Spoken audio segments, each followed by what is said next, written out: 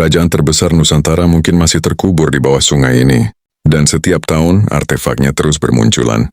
Dulu mereka menguasai jalur perdagangan paling sibuk di dunia, bahkan menjadi pusat pendidikan Buddha terbesar Asia. Tapi anehnya, hampir tidak ada yang mengingat mereka.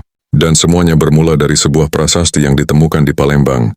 Inilah kisah Sriwijaya, kerajaan yang pernah menguasai Asia Tenggara.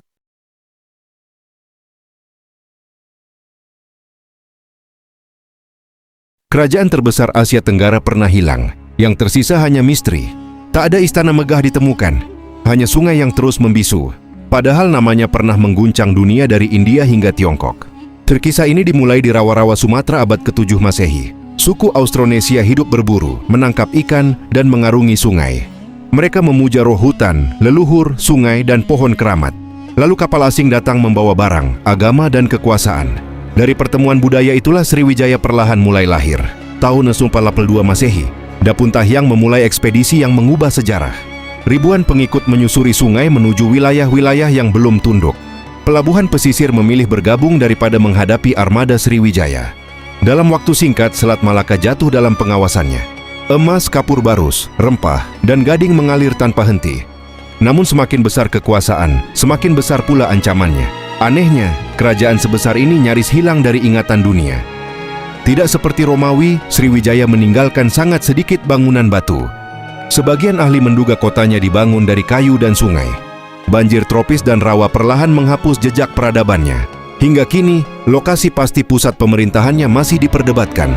Dan disinilah misteri Sriwijaya mulai semakin membingungkan.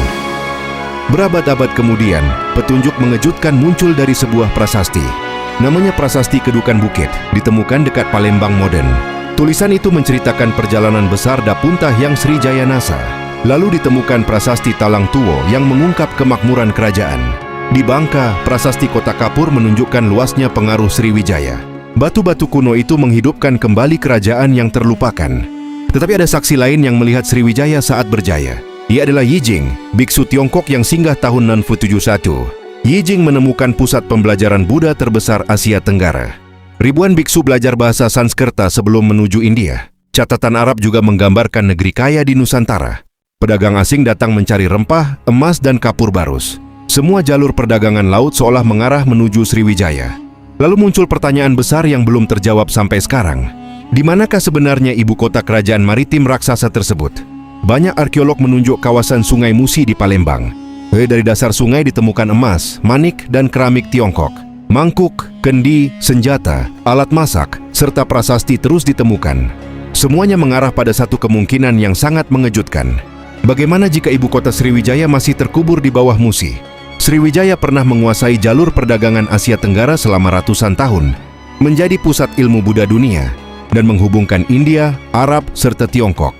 Namun kerajaan sebesar itu justru nyaris menghilang tanpa meninggalkan istana atau kota yang pasti. Mungkin jawabannya masih tersembunyi di bawah lumpur Sungai Musi, menunggu ditemukan kembali. Kalau menurut kalian, apakah ibu kota Sriwijaya masih berada di bawah Sungai Musi? Atau justru ada di lokasi lain yang belum ditemukan? Tulis teori kalian di komentar. Karena petunjuk yang kita bahas di awal video mungkin sebenarnya adalah jawabannya.